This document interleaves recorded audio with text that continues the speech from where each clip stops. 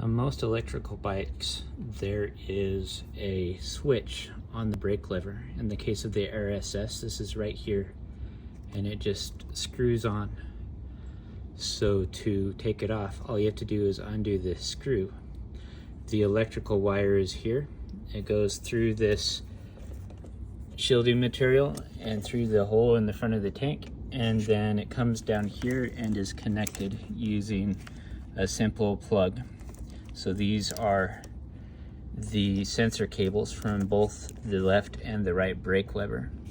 The purpose of these electrical connections is twofold. One is to activate the brake light on the tail light, and the other is to deactivate the hub motor when the brake is pressed so that they're not working against each other.